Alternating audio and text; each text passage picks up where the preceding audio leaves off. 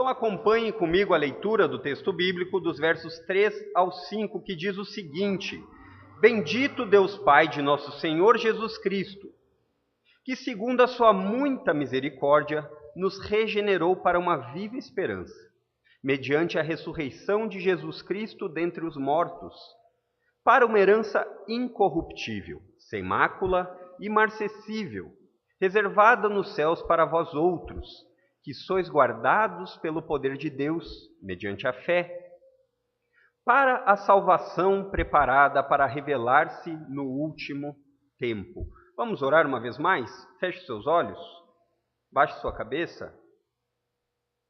Querido Deus, nós te agradecemos e eu te peço aqui essa noite que o Senhor possa usar desse texto bíblico para trazer remédio para o coração aflito, para trazer esperança na certeza do que a Tua palavra fala através do apóstolo Pedro e que nós possamos ter essas verdades presentes em todo o nosso caminhar, em todo o nosso viver.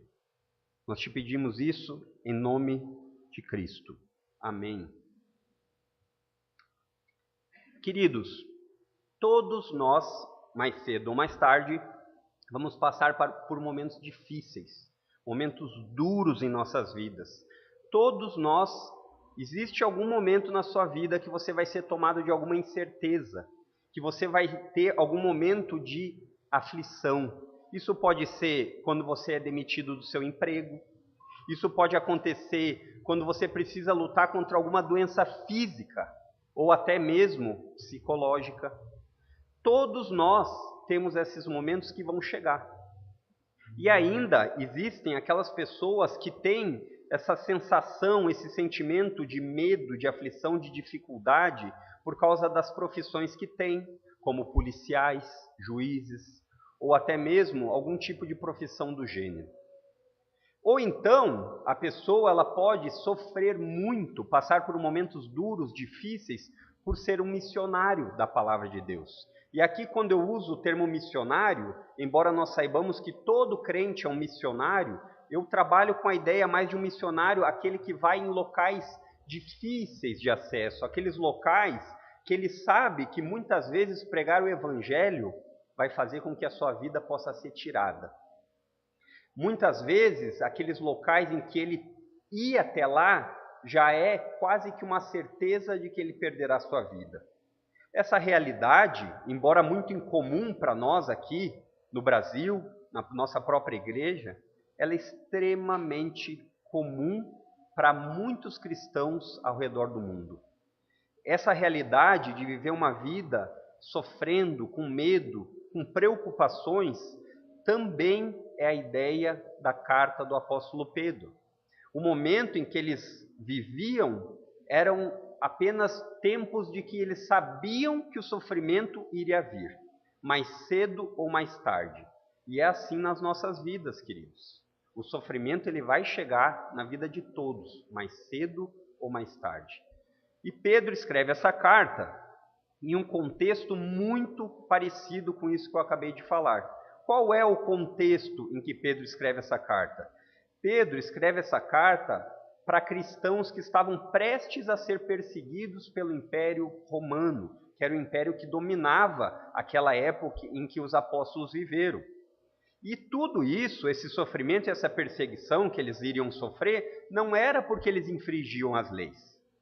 Não era porque eles fossem desonestos, que eles seguidamente tomavam dinheiro dos outros ou coisa do tipo. E muito menos por eles serem algum tipo de assassino. Mas simplesmente porque os cristãos não confessavam o imperador como seu próprio Deus. E o apóstolo Pedro, quem escreveu essa carta que estamos lendo, ele escreve aos cristãos, a estes cristãos que viviam, como nós já aprendemos na outra pregação, como peregrinos, como pessoas de passagem, estrangeiras na terra. E ele lembra a eles essas verdades que nós vamos assim aprender hoje, que são verdades como um remédio para uma alma aflita. Verdades que devem ficar em nossas cabeças sempre que você precisar de um refrigério para a sua aflição. E o meu objetivo aqui é de que Deus seja gracioso e use essas verdades aqui, essa noite, para funcionarem como um remédio para a sua alma. Todas as vezes que você precisar passar por alguma luta ou algum sofrimento, que essas verdades ecoem na sua mente de uma forma que você possa relembrá-las.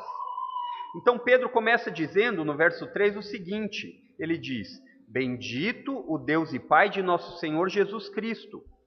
E essa ideia de bendito o Deus Pai e Senhor de nosso Jesus Cristo, ela era uma frase muito comum em meio aos judeus. Ela se chamava Beraká para eles, que era o quê? A ideia de uma adoração, de um louvor a Deus, lembrando quem Deus é. Então, os judeus já faziam isso muito. Você vai pegar pelo Antigo Testamento, você vai ver essa frase de louvor, falando a quem: bendito seja o Deus Criador dos céus e da terra. Bendito seja o Deus Libertador de Israel. No entanto, agora Pedro modifica um pouco essa expressão de louvor, que geralmente recomeça por bendito seja, e ele modifica dizendo uma coisa que o Antigo Testamento não revelou de maneira muito clara. Ele diz o seguinte: bendito o Deus e Pai de nosso Senhor Jesus Cristo. Embora Deus sempre tivesse sido conhecido pelo povo judeu como Criador e Redentor no Antigo Testamento, raramente você vai ver Deus sendo chamado de Pai. Raramente você vai ver Deus tendo esse atributo colocado nele. No entanto, aqui Pedro diz que algo mudou. Deus está ainda mais próximo. Deus agora, ele não é apenas o Deus Criador dos céus e da terra. Agora parece que o que Pedro quer dizer aqui é que Deus é possível conhecer a Deus de maneira mais íntima. E Deus deve ser louvado por isso. E ele diz: Deus, bendito Deus e Pai de nosso Senhor Jesus Cristo. Deus não é mais apenas o Deus Supremo de Israel. Pedro, além de chamar ele de Deus e Pai, ele personalizou, ele trouxe essa expressão de uma maneira mais íntima. Para o cristão agora, o Deus do universo é também o Deus dos crentes. O Deus que criou os céus e a terra, ele fez isso por meio do seu Filho. 1 Coríntios 6,17. E ele continua dizendo, esse Deus, ele além de ser bondoso, além de ele merecer ser louvado, tem uma situação aqui que ele vai dizer, ele é Pai do Senhor Jesus Cristo. E a palavra Senhor, ela precisa sempre ser lembrada de um contexto em que a ideia de Senhor é uma declaração para dizer do poder de Jesus, é uma declaração para dizer que Jesus é soberano em nossas vidas, na vida dos crentes. E com certeza, essa é uma verdade que você deve lembrar em meio ao sofrimento. Pedro, ele vai começar incentivando os leitores a louvar a Deus. Pedro vai incentivá-los a usar um remédio apropriado em momentos de sofrimento. Pedro incentiva os seus leitores a sempre começar pelo céu, nunca começar pela terra, pelas dúvidas que se tem na terra.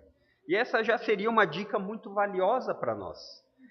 Sempre tenha claro em sua mente, sempre, de onde vem o verdadeiro socorro. Como diz o salmista, elevo meus olhos para os montes, de onde virá o meu socorro? E aí ele completa, meu socorro vem do Senhor que fez os céus e a terra. E Pedro continua dizendo, e esse Senhor é Pai de Jesus Cristo. O apóstolo afirma nesse primeiro verso, no verso 3, que esse Deus glorioso, ele agiu de uma maneira. E ali a gente vê que ele diz que ele agiu segundo a sua muita misericórdia.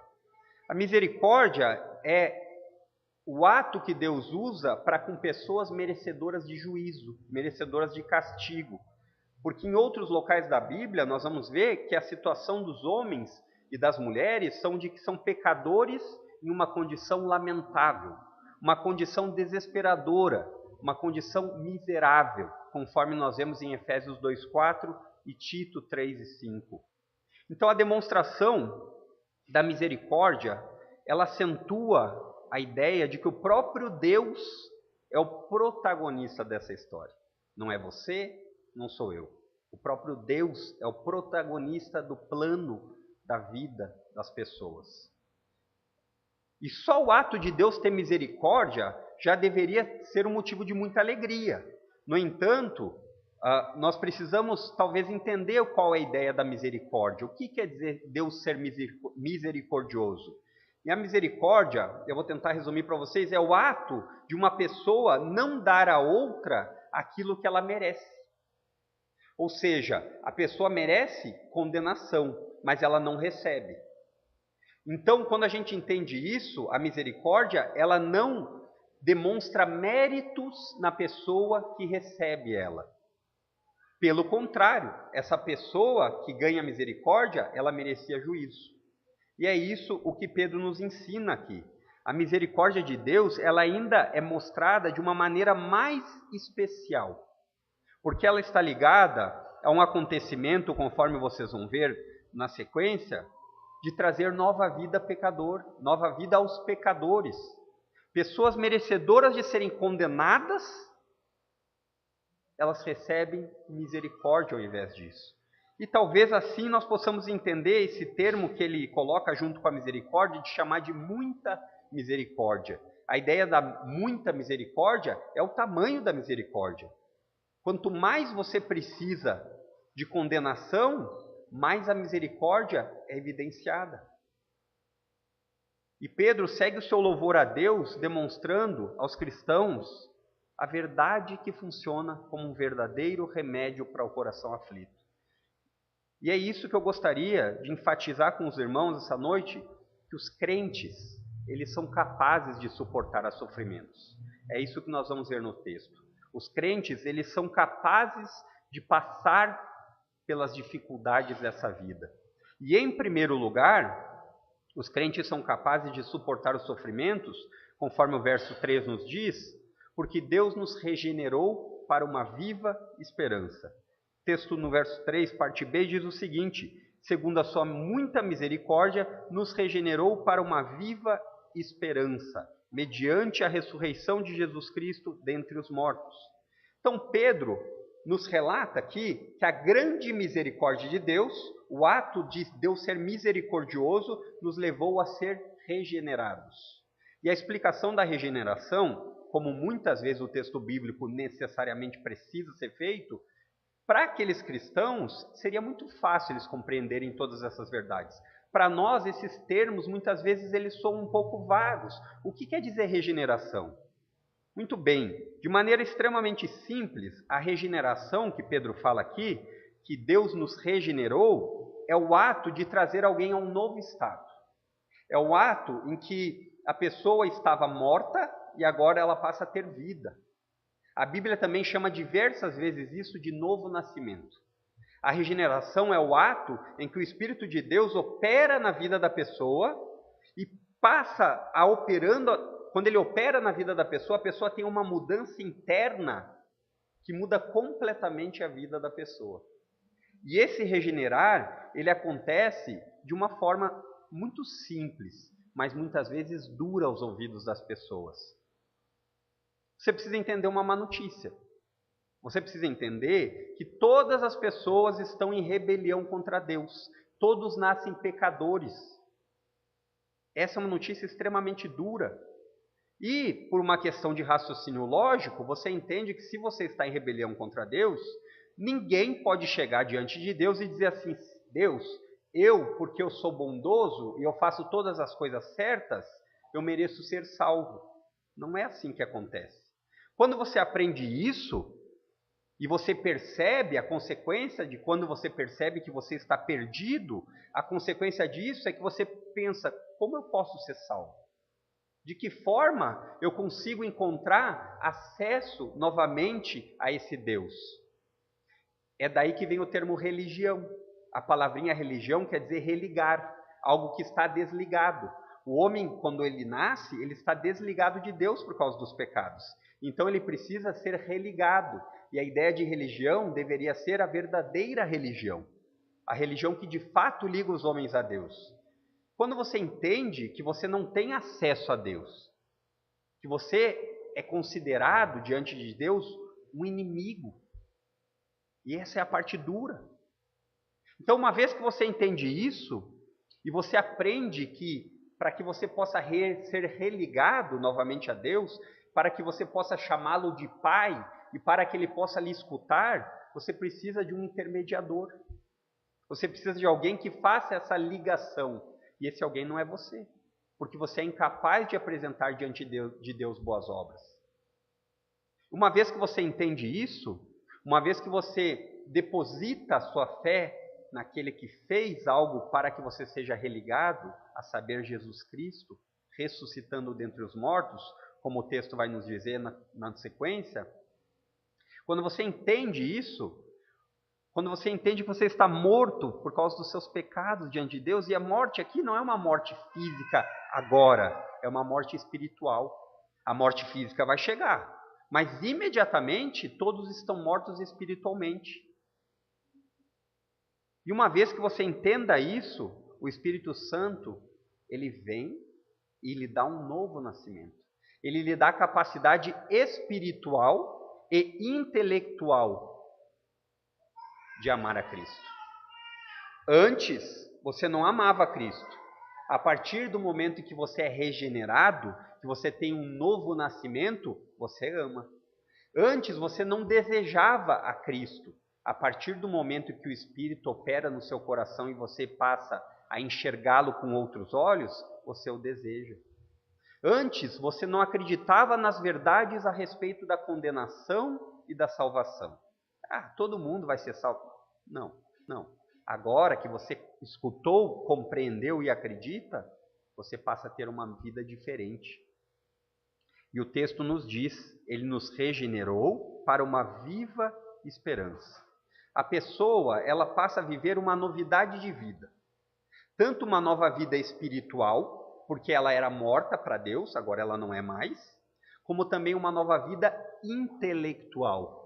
Essa nova vida, ela não apenas age para tirar sua alma do inferno, mas ela age para levar sua mente obediente a Cristo. Esse nascer de novo, a Bíblia nos diz aqui, que ele ocorre segundo a grande misericórdia de Deus. E esta preposição aqui que é usada no texto, segundo a, ela quer dizer que existe um causador do novo nascimento. A mesma preposição que foi usada segundo a presciência, que nós lemos no texto passado. Essa segundo a, ele mostra quem fez isso. É Deus quem lhe salva, não é que você que escolhe a Deus. É Deus quem lhe dá um novo nascimento, não é você quem gera um novo nascimento em você mesmo. E esse nascer de novo, ele demonstra que o ato do novo nascimento, esse texto que nós lemos aqui, Pedro dizendo, demonstra que se você foi salvo por Deus, se você foi regenerado, se você ganha um novo nascimento, nunca ache que foi por causa dos seus méritos.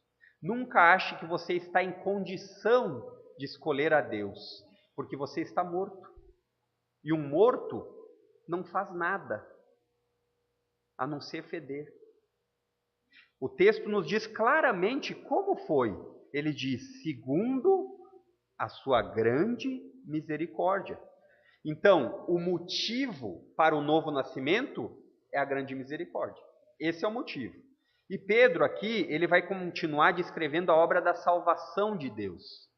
A regeneração, ou o novo nascimento, ele é o começo da salvação. Então a salvação, ela tem algumas etapas na vida do crente. E aqui nós vemos que a regeneração, o novo nascimento, é a primeira etapa que acontece. Todo cristão nasce de novo. Não existe cristão não regenerado. Não existe um crente verdadeiramente crente em Jesus Cristo, em sua obra, que tenha recebido vida do alto, que não tenha nascido novamente. E este regenerar, mas todos precisam para ser salvos, ser regenerados? O próprio Senhor Jesus, falando com Nicodemos, um grande mestre da lei, em João capítulo 3, os versos 1 a 8, ele diz, todo crente nasce de novo. Toda pessoa que será salva, ela foi regenerada pelo Espírito. Ou todo verdadeiro crente nasceu de novo. Então seria quase que redundante a gente falar sobre novo nascimento para um crente, porque essa é uma característica que não se desfaz.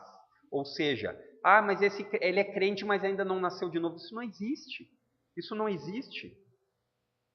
E todas as vezes que uma pessoa é tirada do reino das trevas, dos seus pecados, para o reino da luz, todas as vezes que ele consegue enxergar a vida a partir da perspectiva que o Espírito Santo lhe dá uma nova vida, ele passa a ter uma perspectiva diferente da vida.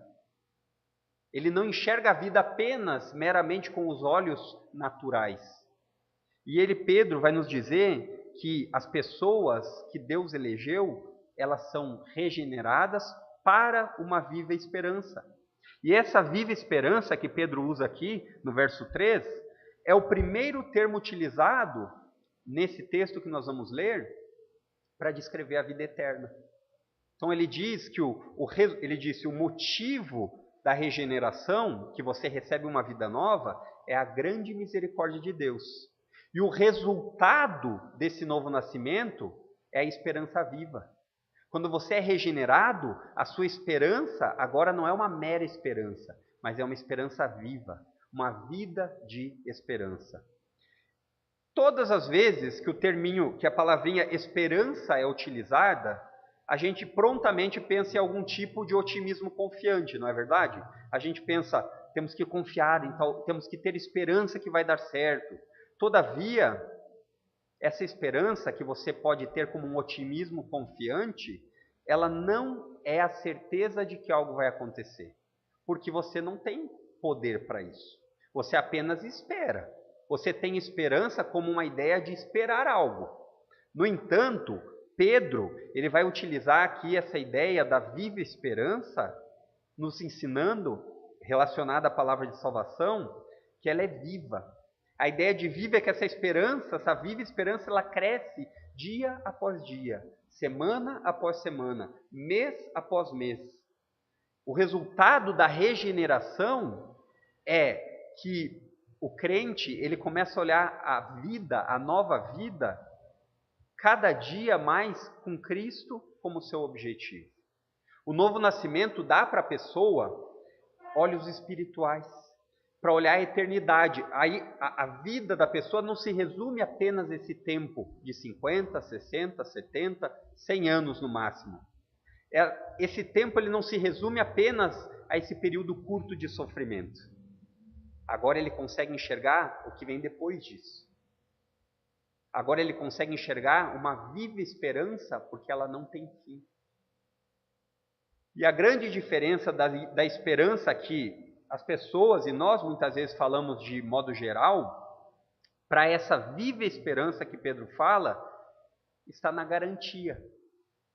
Quando você espera algo, você não tem como ter certeza que aquilo vai acontecer. Mas Pedro diz que a viva esperança, ela pode ser garantida por causa de um acontecimento. E ele diz, nos regenerou para uma viva esperança, mediante a ressurreição de Jesus Cristo dentre os mortos. A viva esperança, no sentido bíblico, é uma esperança sempre renovada.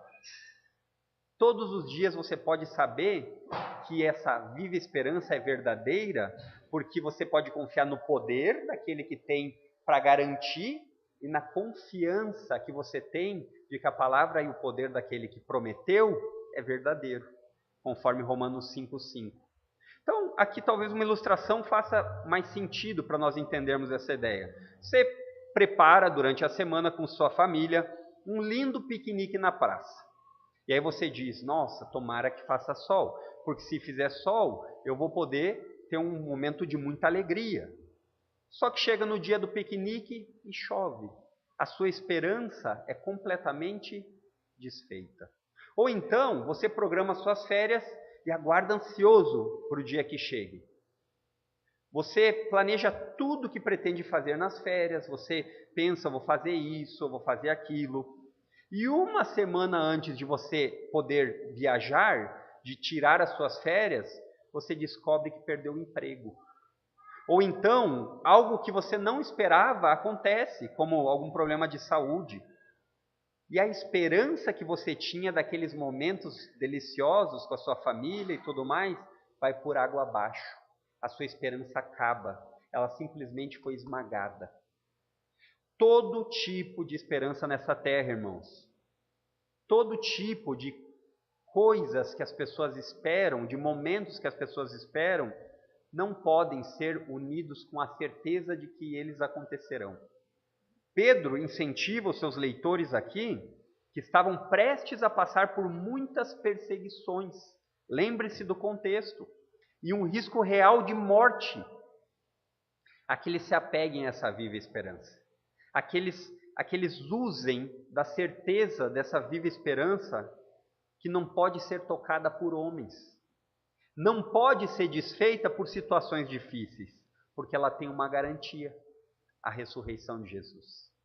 O cristianismo é a religião da verdadeira esperança. Segundo Paulo também constantemente fala, o Deus da esperança vos encha de alegria e paz no vosso crer, para que sejam ricos de esperança no poder do Espírito. Romanos 15, 13. Pedro aqui diz que o motivo para a regeneração, para o novo nascimento, é a grande misericórdia. Aí ele passa dizendo que o resultado dessa regeneração é uma viva esperança. E aí ele nos diz que o meio pelo qual essa viva esperança é adquirida, ela é garantida, é a ressurreição de Jesus. E qual a diferença que nós podemos fazer sobre o uso da palavra esperança do que pensamos? Eu espero que isso aconteça. E da maneira bíblica de esperança. É aqui que se encontra o trunfo do cristão. É aqui que se encontra a viva esperança. E ela repousa num fato histórico que aconteceu. Nós poderíamos dizer que diz respeito à garantia dessa esperança. Pensem comigo no seguinte, quando você vai fazer um empréstimo no banco, você chega lá e fala, eu gostaria de um empréstimo. Aí a pessoa diz, você tem garantia que você vai pagar esse empréstimo? Aí você faz algum tipo de, coloca a sua casa de garantia, você faz algum tipo de, você tem que dar para essa pessoa a certeza de que ela pode ter esperança de receber. E essa esperança dela está baseada na garantia. Então você coloca sempre algum bem como garantia.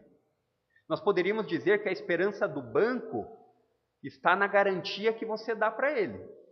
E a esperança do pagamento do banco, ela repousa na garantia. E a viva esperança do cristão, de que nada pode lhe separar do amor de Deus que está em Cristo Jesus, Romanos 8, 29, é que existe uma garantia. É que Jesus Cristo ressuscitou entre os mortos, dando a garantia de que você também ressuscitará. A ressurreição de Jesus, de Cristo, dentre os mortos, garante para o povo dele tanto um corpo ressurreto, quanto uma nova vida espiritual. 1 Coríntios 15, 20. Embora os cristãos não recebam nessa era, nesse tempo, imediatamente um novo corpo, mas Deus concede a eles, concede a todo cristão verdadeiro, com base na ressurreição de Jesus, um espírito renovado. João capítulo 1, verso 13. Então, dessa forma, os crentes já podem se considerar ressuscitados, com Cristo espiritualmente agora, Efésios 2, 6, mas se realmente habita o Espírito Santo daquele que ressuscitou a Jesus, nós também seremos ressuscitados. A certeza dessa viva esperança que você pode ter em meio a todas as suas dificuldades, sofrimentos, aflições, lutas, está na ressurreição de Jesus. Romanos 8, 11. O meio pelo qual essa esperança é adquirida, o instrumento pelo qual essa esperança pode ser garantida é a ressurreição de Jesus. E essa igreja para a qual Pedro escreve, ou essas igrejas, como sendo uma carta circular que deveria passar em todas elas, essa carta ela diz o seguinte: o processo pelo qual essa viva esperança tem para vocês, ela foi forjada, ela foi feita de uma forma que está longe do alcance dos perseguidores. Vocês entendem isso? A ideia é que não importa o quanto você sofra, não importa qual luta você tem agora, mas nada pode alcançar essa viva esperança. porque ela não está baseada em méritos humanos seus, mas na ressurreição de Jesus Cristo. Embora aqui o novo nascimento esteja intimamente relacionado com a esperança do cristão para momentos de luta, dor e sofrimento, eu gostaria de fazer algumas aplicações do que o novo nascimento traz na vida das pessoas. O novo nascimento de Deus, que é o nascimento do alto, que não é o nascimento físico que você tem quando você vem da sua mãe, ele traz não apenas salvação, mas ele trabalha em aspectos intelectuais. A salvação, ela tira você do seu estado miserável de inimigo de Deus, mas ela também transforma a sua mente. Você precisa entender que a salvação, o novo nascimento, muda a maneira do crente ver o mundo. Muda. O intelecto, ele é moldado e submisso a Jesus. Todos os pensamentos devem ser cativos a Jesus Cristo. O novo nascimento, ele traz novidade de desejos. O cristianismo não é apenas uma regra restrita do que podemos fazer e do que não podemos fazer, mas está relacionado com o que nós desejamos e com o que nós não desejamos. Você passa a amar aquilo que Cristo ama. Você passa a ter atitudes que honram a Deus. Você reconhece quando você está em pecado, quando você erra diante de Deus e se arrepende. E esse processo é contínuo e dura a vida toda do crente. Quantas pessoas que dizem que amam a Jesus, que são crentes, assistem coisas em suas televisões ou suas telas de computadores que Jesus choraria ao ver? Quantas pessoas que são simpatizantes com a ideia de ser evangélicos têm em seus perfis de Facebook e Instagram fotos e compartilhamentos de coisas que muito mais parecem com o pai da mentira, Satanás, do que do pai da verdade, Deus? Começando a mentiridade para poder ter acesso às redes, que às vezes dizem que é permitido com 16, 18 anos, a pessoa forja um perfil falso para poder entrar dentro da rede. O novo nascimento, irmãos, transforma a pessoa por completo, e isso inclui a mente. Todos nós, como eu disse no começo, vamos passar por lutas e provações. Se ainda não chegou na sua vida, se prepare, porque ela virá. E muitas vezes as pessoas dizem para nós, temos que ter esperança, porque a esperança é a última que morre.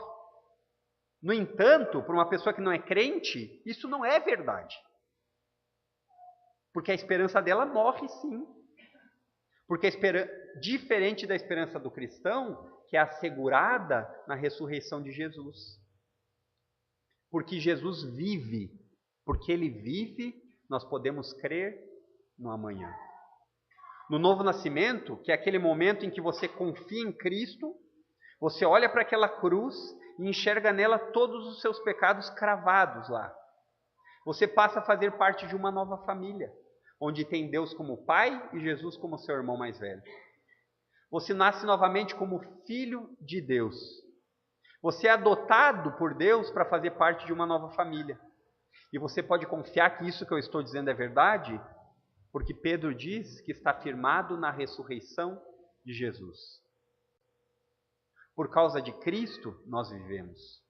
Por causa de Cristo vivo, que não está entre os mortos, você pode ter acesso a Deus. Por causa que Cristo venceu o mundo, você pode confiar que você também vai vencer o mundo. Por causa que Cristo venceu a morte, você pode ter certeza que você também vai vencer a morte. E esta é a viva esperança. Os crentes são capazes de suportar os sofrimentos nesse tempo, queridos. Em primeiro lugar, porque Deus os regenerou para uma viva esperança. E em segundo lugar, Deus nos regenerou para uma herança celestial. Aí ele nos diz no verso 4, ele diz, para uma herança incorruptível, sem mácula, imarcessível, reservada nos céus para vós outros. Pedro agora fala que o propósito ou o alvo final do novo nascimento, o definindo em termos de herança. Ele diz: os crentes foram regenerados, ganharam nova vida, e eles podem confiar com uma viva esperança. E essa viva esperança, ela lhe leva a uma herança celestial. Aparentemente aqui, Pedro parece que usa os termos viva esperança e herança como sinônimos. Isso não é incomum na Bíblia. Quando o escritor bíblico ele usa termos para dar mais ênfase naquilo que ele começou dizendo.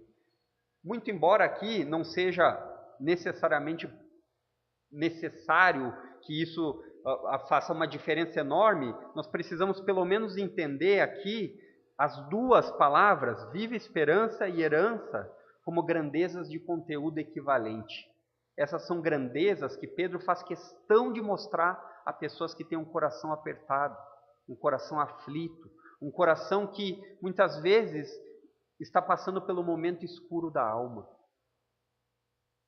Pedro já mostrou a esses cristãos como ver além das tribulações para contemplar a herança que eles já tinham.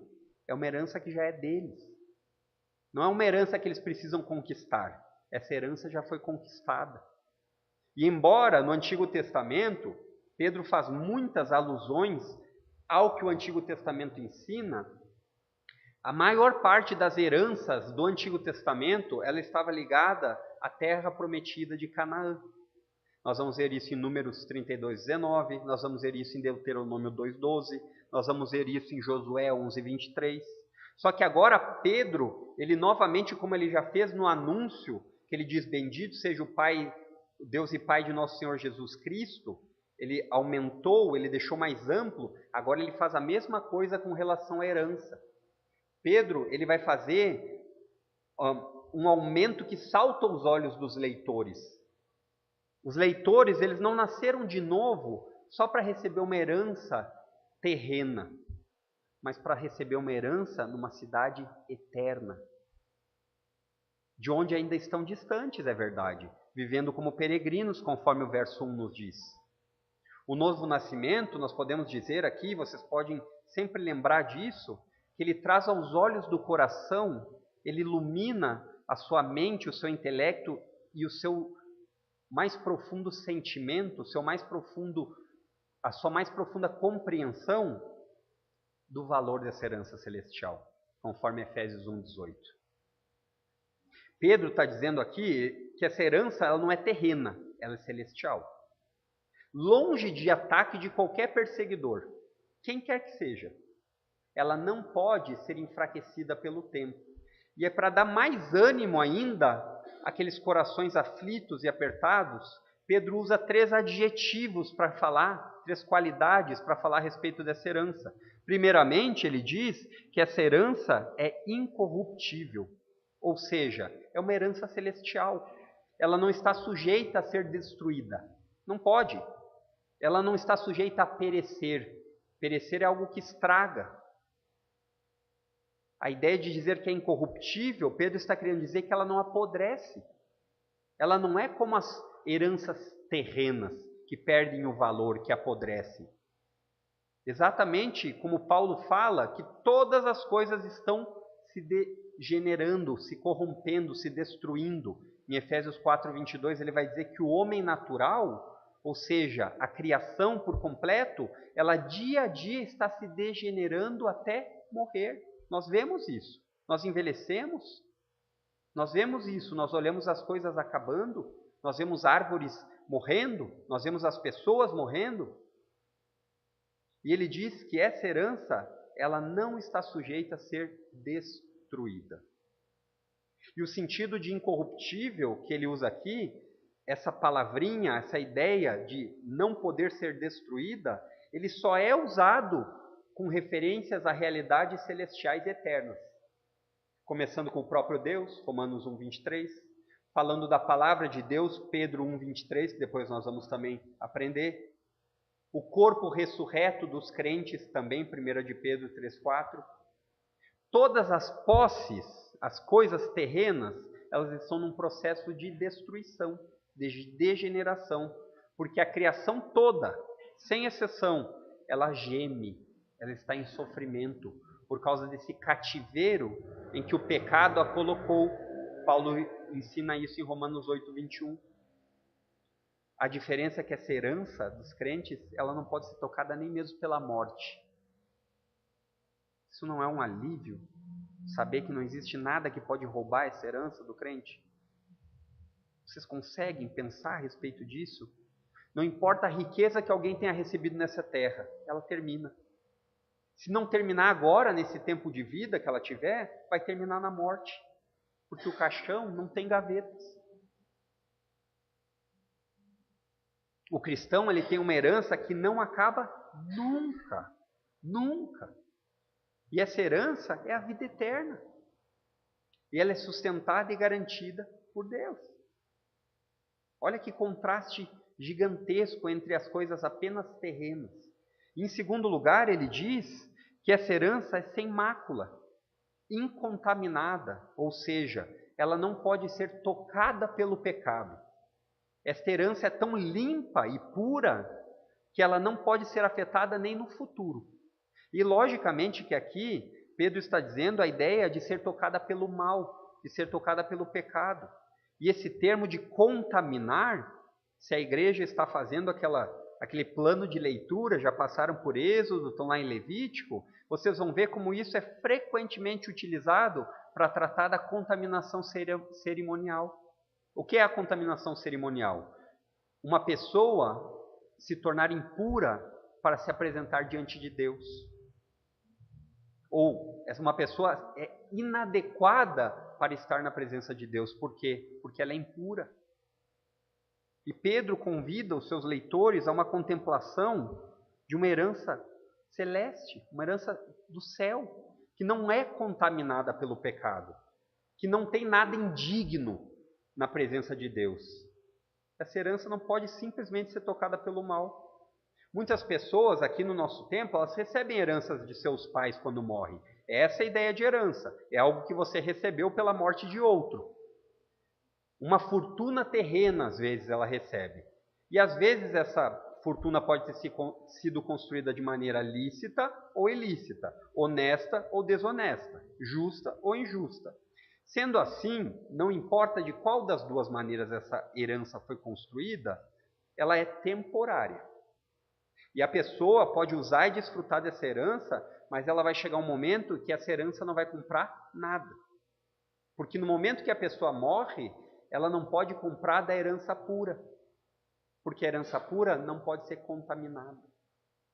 O ditado popular que eu mais escuto é quando as pessoas estão à beira da morte, sofrendo, as pessoas dizem, ela passou dessa para melhor. Ou então ela parou de sofrer. Mas isso não é verdade. É triste, mas isso não é verdade. Essa herança de passar dessa para melhor, ou de parar de sofrer, ela está reservada apenas aos crentes. Não é para toda a humanidade. Enquanto a herança na terra pode durar 60, 70, 80 anos, na melhor das hipóteses, chegará um momento em que ela não vai poder ser apresentada diante de Deus. Deus, eu tenho minha herança aqui que eu recebi do meu pai, que era muito rico. Não, porque ela não tem valor. Enquanto que muitas vezes nós cristãos, e os cristãos a quem Pedro escreve, precisemos sofrer, isso não dura por muito tempo. Alimente seu coração com isso. Porque você tem uma herança guardadinha para você, que não pode ser tocada por nada. E essa herança vai ser desfrutada por você, enquanto para as pessoas às vezes é 50, 60, 80 anos, por toda a eternidade. Você olha e não tem fim. E a terceira qualidade que Pedro fala dessa herança é que ela é imarcessível. Ao contrário das riquezas terrenas, que acabam se desgastando. Ela não se altera. É algo que não murcha. Esse termo de imarcessível era muito utilizado para a ideia de flores. Hoje as flores são bonitas, logo elas murcham. A sua beleza passa, é passageira. Nós vemos o profeta Isaías falando disso. Seca-se a erva e cai a sua flor, mas a palavra de Deus permanece para sempre. Isaías 48. A herança do cristão, por causa da garantia que é Cristo, nunca definhará, nunca perderá sua beleza, nunca perderá sua glória eterna. Vocês conseguem perceber o tamanho disso? Vocês já pararam para pensar a respeito disso? De que muitas vezes nós vivemos esse tempo vivendo como se fosse tudo o que há. Como disse S. Lewis, nós somos às vezes como crianças que brincam na areia porque nunca conheceram a praia. É assim que é a comparação de um crente com um descrente. Por mais riqueza, por mais trunfo, por mais poder, por mais influência que uma pessoa possa ter, vai murchar. Ninguém fica bonito para sempre. Ninguém fica poderoso para sempre. Ninguém fica rico para sempre. E o triste é que muitos, com a intenção apenas desse tempo, acumularam riquezas de todas as formas, até mesmo de formas ilícitas, mas não levam em consideração de que adianta ganhar o mundo e perder a sua alma. Mateus 8,36. Em breve o pastor Fernando chegará nesse texto. Talvez aqui seja importante nós fazermos uma ilustração a respeito do que é imaginar essa herança. Várias pessoas ao longo da história bíblica e ao longo da história da igreja, eles vislumbraram essa herança. É isso que Pedro fala. Lembre da herança que você vai conseguir passar por momentos difíceis. No final do século XVII, no sul da França, uma moça chamada Marie Durand, ela foi levada diante das autoridades. Como vocês devem saber, logo depois do protestantismo acontecer, existia perseguição aos protestantes. Muitas vezes eles eram mortos por expressar sua fé. E ela foi levada às autoridades acusada de heresia huguenote. O que era isso? Heresia huguenote era ser protestante, ter uma fé cristã evangélica. E ela tinha 14 anos. Ela era uma moça inteligente, diz que ela era uma moça bonita, e estava quase em idade de se casar, porque naquela época as pessoas casavam um pouco mais cedo. E foi pedido para ela que ela renunciasse a essa fé, a fé protestante, a fé evangélica. Não foi pedido para ela que ela cometesse algum ato imoral. Não foi pedido para ela que ela se tornasse uma criminosa. Não foi nem pedido para ela que ela mudasse a maneira dela viver diariamente. Apenas pediram para ela que ela dissesse a seguinte palavra: abjuro. Essa palavra era uma palavra utilizada para dizer: eu renuncio à minha fé. E ela não concordou. Era simples, era só ela dizer: eu abro mão da minha fé. E ela não concordou. E ela foi presa com mais outras mulheres. Foram colocadas, mais de 20 mulheres, foram colocadas em uma torre perto do mar durante 38 anos. 14 anos, 38 anos. E ela perseverou. Em vez de ela dizer para ela aquela odiada expressão: eu renuncio, eu abro mão, elas rabiscaram na torre todos os dias: eu resisto, eu resisto. Essa torre está lá ainda hoje para ser vista.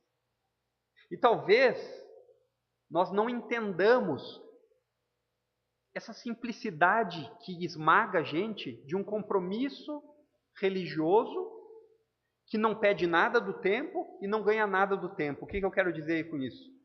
Nós conseguimos entender uma religião que potencializa o tempo e diz: você vai ser rico, venha para Jesus que você não vai mais ficar doente, venha para Jesus que você não vai mais sofrer, venha para Jesus que todos os seus problemas vão ser resolvidos. Nós conseguimos entender. Uma religião que diz: seu tesouro é aqui e agora. Mas nós não conseguimos entender muitas vezes uma fé que não é nutrida por um tempo longo, por uma esperança que não é temporal. Pensem comigo, ficar sentado numa prisão, mais de 20 pessoas, e ver o dia se tornar noite, o verão se tornar em outono. Sentir as mudanças lentas no seu próprio corpo, vendo a pele murchar, vendo a pele se enrugar, você perdendo os movimentos, o lento adormecimento dos sentidos, você não não sentindo o cheiro tão bem como sentia, a audição indo embora. Sentir tudo isso e ainda perseverar. Parece uma atitude idiota. Para quem? Para uma geração que só espera o aqui e agora. Na verdade, a convicção da herança celestial, que é o que essa moça também entendeu, ela não cativa a sua mente por 60, 70, 80 anos, mas ela lhe dá a certeza de um tesouro eterno. E por causa disso, você não fica apenas olhando aquilo que você consegue enxergar. Você não fixa os seus olhos apenas naquilo que se vê, mas você fixa seus olhos naquilo que você não vê. Pois o que você vê passa, mas aquilo que você não vê é eterno. 2 Coríntios 4, 16 a 18. E Pedro faz questão de demonstrar àqueles cristãos que estão sofrendo, aqueles cristãos que muitas vezes estavam passando por tristezas, desanimados por conta dos mais diversos problemas, como você pode estar passando. Não esqueçam da sua herança. Não esqueçam que essa herança ninguém pode tocar. Não existe nenhum governo humano que pode ir lá no banco celestial e tirar a sua herança de lá. E talvez a pergunta que a gente faça é por que nós podemos ter tanta certeza disso? Por quê? E Pedro, ele continua o texto dizendo o porquê. Ele vai dizer no verso 4, depois ele passa para o verso 5, ele vai dizer as duas certezas que você pode ter, por que você pode confiar tanto nessa herança. E ele diz o seguinte, verso 5, vocês são guardados pelo poder de Deus mediante a fé. Pedro faz duas considerações muito importantes. A primeira diz respeito à herança. Sois guardados pelo poder de Deus mediante a fé. Ele vai dizer que essa herança, no verso 4, perdão, irmãos, em primeiro lugar, ela está reservada nos céus para vós outros. Ele primeiro diz da herança. No verso 5, ele vai dizer sobre os crentes. E na herança, ele vai dizer que ela está reservada nos céus para vós outros. E a forma do verbo escrito aqui, reservada, ela traz a ideia de uma atividade concluída no passado por Deus, com resultados que continuam no presente. Ou seja, o próprio Deus guardou ou reservou uma herança no céu para os crentes. E ela continua lá, ainda reservada. Essa herança, ela não vai ser negada, pois Pedro afirma ali que ela foi reservada para vós, ou seja, para todos os crentes. Não existe aqui aquela cláusula de documento que muitos de vocês já devem ter visto, desde orçamento. Você vai fazer um orçamento, diz válido por 3 dias. Se você não for lá, não tem mais validade. Ou então, enquanto durar o estoque. Não tem isso. Não é assim para os crentes em Cristo. Essa herança, ela não pode nem ser cancelada e nem terminar, porque ela foi firmada na ressurreição de Jesus. E a segunda consideração que Pedro faz agora, sim, no verso 5, diz respeito aos crentes. Diz o seguinte, sois guardados pelo poder de Deus. Até o dia em que os crentes possam tomar posse dessa herança de maneira final, é muito provável que muita água tenha que rolar na vida dos crentes, não é verdade? Sua condição, a condição dos crentes como forasteiros, como estrangeiros nessa terra, fazem que as coisas, os momentos da nossa vida que nós passamos, não sejam tão fáceis assim. Ser cristão, o sofrimento é certo na vida de todas as pessoas, todos, crentes e descrentes. E ainda, segundo o que Pedro nos diz aqui, na vida do cristão ainda traz mais dificuldades. Conforme ele nos diz no capítulo 4, verso 2, no tempo que resta na carne. A ideia é no tempo que você ainda está vivo. E diante disso, Pedro ele faz questão de dizer o quê? Que eles contam com a constante presença de Deus ao seu lado. Quando você pega uma criança pequenininha, ela se sente muito segura de estar do lado do seu pai. Mal sabe ela que seu pai não tem grandes poderes, que ele não é um super-herói. Mas Pedro faz questão de dizer para esses crentes que o Deus que tem todo o poder nos céus e na terra está com eles diariamente. E a ideia aqui, irmãos, que ele diz de guardados, é de que são protegidos. Isso é tirado de um contexto militar, de um contexto em que estão atentamente vigiados. Seria essa a expressão para nós entendermos o que Pedro diz que eles são guardados. Poderíamos dizer o seguinte: vocês são constantemente vigiados pelo poder de Deus. E o termo que nós usamos aqui de guardados indica também uma ação contínua. Não é que Deus guarda um dia e no outro ele para. A seguinte afirmação nós podemos tirar uma conclusão lógica: Deus salva os homens. Deus usa seu poder para guardar os salvos. Logo, nossa conclusão é que todos os salvos são guardados por Deus. Então, existe algo que possa tirar a salvação do crente? Não, porque ela está guardada por Deus. Em contraste aqui com ser vigiado por um grande exército, mas esse grande exército pode ser derrotado. Em contraste com ser protegido pelas nossas finanças, essas finanças acabam. Enquanto os eleitos de Deus são constantemente protegidos pelo poder de Deus. E da mesma forma, queridos, que Pedro usou no começo falando a respeito de como os crentes são regenerados para uma viva esperança, com a garantia que é mediante a ressurreição. Então, Pedro usa sempre um meio pelo qual acontece alguma coisa. E agora ele vai dizer que os crentes, olha o verso 5 comigo, eles são guardados pelo poder de Deus mediante a fé, mediante a confiança em Deus, não importando as circunstâncias, não importando aquilo que você sente nesse momento, não importando aquilo que você tem medo, mas lembrando da verdade objetiva, de que Deus tem poder para guardá-lo de qualquer mal. Romanos 8, 28. Então você pode depositar sua confiança completamente nele. E quando nós nos referimos à ideia de você confiar em Deus, é o quê? É se lembre constantemente do que Deus prometeu. Se lembre constantemente que Deus é todo poderoso. Se lembre constantemente que Deus sabe todas as coisas. Nada o pega de surpresa. E Ele é capaz de cumprir aquilo que Ele prometeu. E qual é a lógica que o apóstolo Paulo faz com essa ideia de confiança? Ele faz uma lógica muito fácil em Romanos 8. Ele diz: ora, se Deus não poupou o próprio Filho dele, Jesus, não dará com aqueles crentes, com ele, todas as outras coisas? É uma lógica de maior para menor. Qual é a ideia? Jesus é a pessoa mais importante do planeta. Se Deus deu a Jesus como pagamento pelos seus pecados, Ele não lhe ajudará nas coisas difíceis, as coisas passageiras, como suas lutas e sofrimentos? A resposta é um claro que sim. E a ideia que nós podemos tirar de que Deus guarda os seus mediante a fé é uma afirmação que deveria lhe estimular a confiar cada vez mais em Deus. Se a fé é o meio pelo qual Deus me guarda, então quanto mais eu confio nele, mais certeza eu tenho de que estou guardado. E quando a gente fala em fé, não entenda a fé como um ato produzido por você.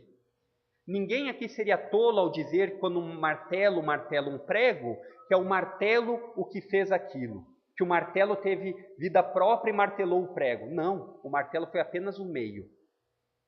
Quem prega o prego é o martelo como um meio, mas ele não é quem causa isso. Assim também a fé dos crentes.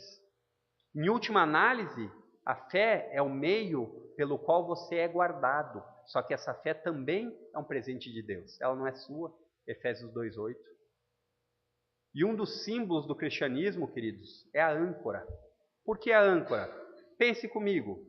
Um navio ou embarcação, quando ele precisa parar, ele solta a âncora.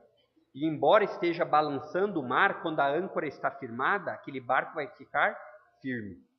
E as pessoas, embora não vejam a âncora, elas confiam que ela está lá. Elas têm certeza que ela está lá.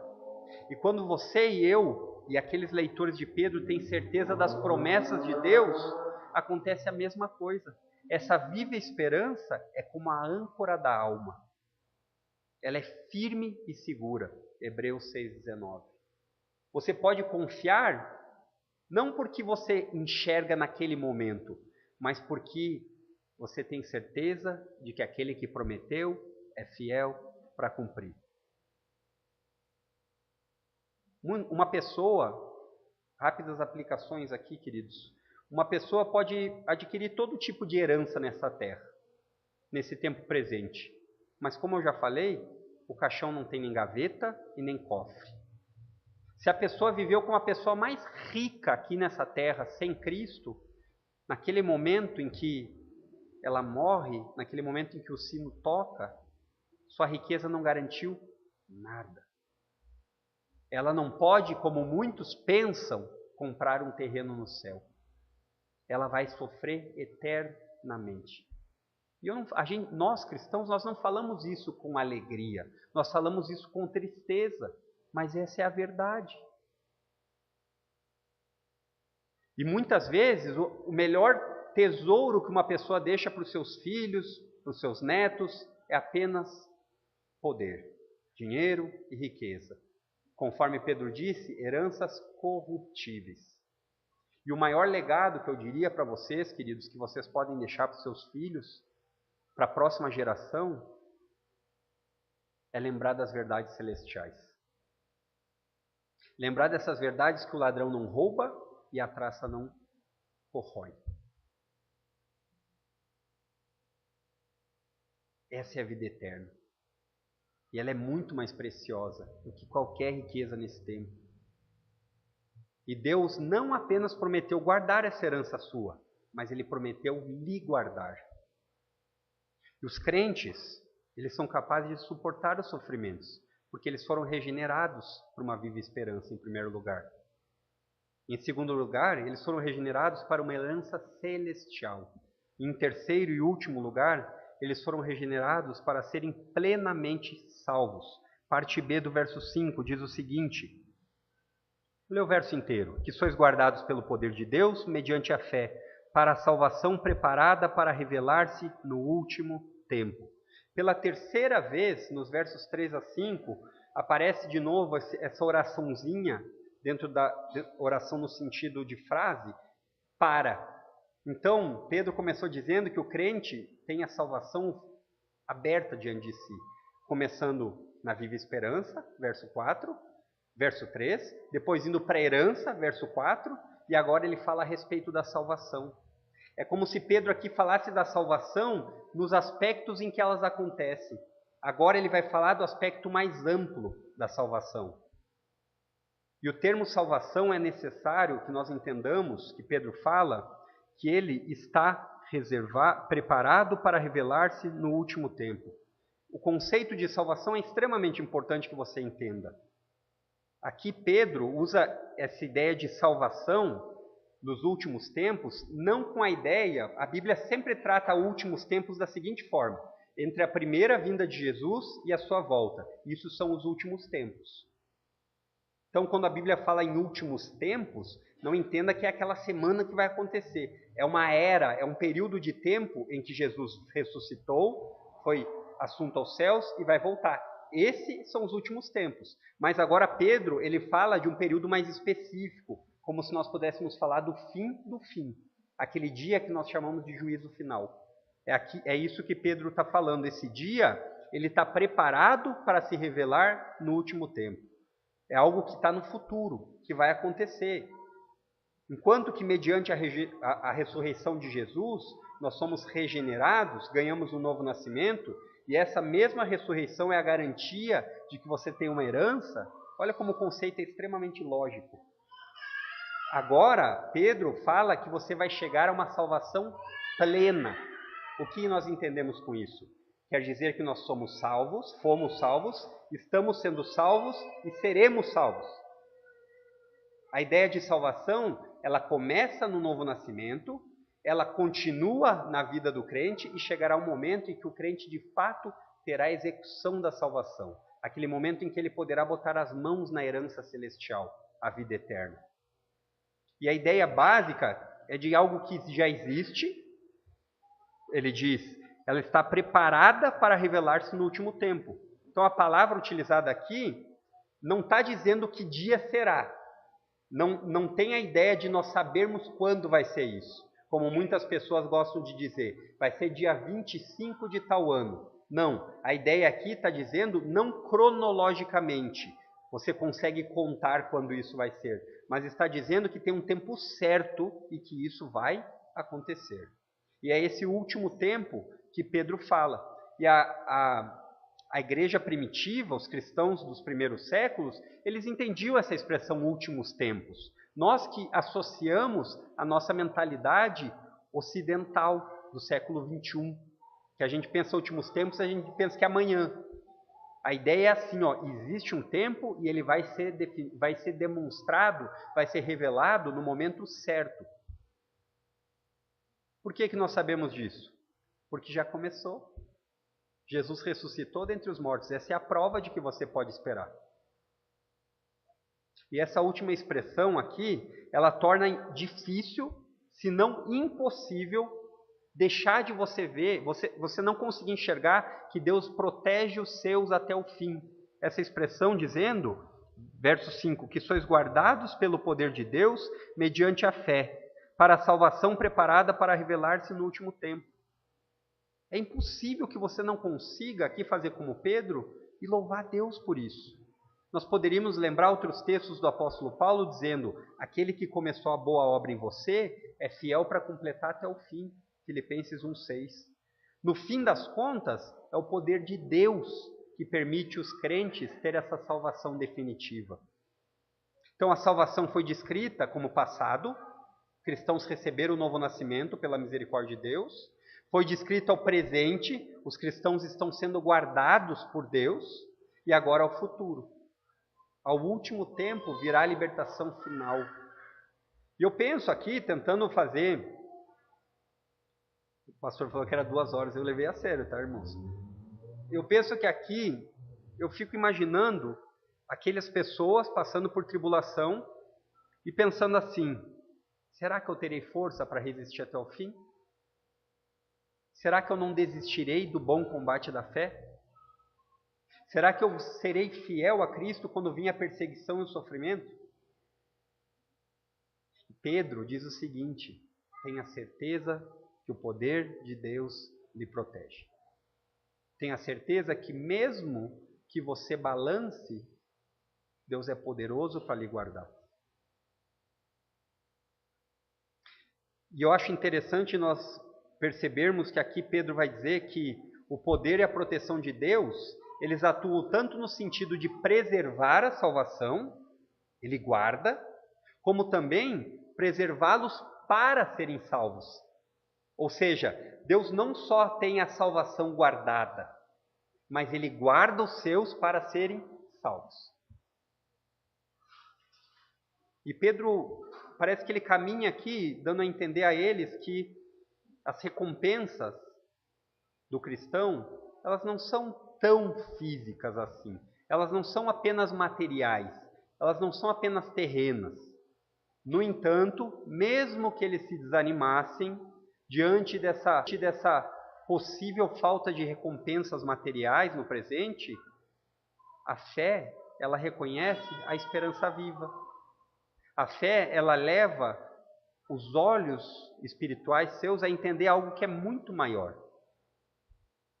Tanto no presente, Filipenses 4,19, como uma herança futura. Tanto material quanto eterna no futuro. E ela não vai perecer, e ela não vai se corromper, e ela não vai se contaminar, porque ela está reservada nos céus. Se você é como eu, muitas vezes você trabalha suando duro e pensa no momento em que você vai ter as tão esperadas férias. Você espera esse momento. Você luta, tem os momentos duros, intensos de trabalho. O suor do teu rosto agora é como você vai comer o pão, Gênesis 3,19. Não que o trabalho seja algo do pecado, tá, irmãos? Mas o pecado, ele dificultou o trabalho. O pecado é anterior à queda. Adão já trabalhava. Mas, no entanto, a partir do pecado, o trabalho se tornou árduo. Começou a ter suor. Então, quando você consegue planejar suas férias, E digamos que você já até pensou onde você vai ir, o prazer que você vai ter, o descanso temporário de problemas que acontecem no trabalho. Então você não vê a hora de chegar. Você pensa, vai chegar, vai chegar. Vai ser revelada essa minha férias. Vai ter um momento em que elas vão acontecer. Da mesma forma que deve ser com a salvação plena. Só que ela não vai durar apenas uns dias como as férias terrenas. Nela, na salvação plena, você não vai mais ter problema com dor.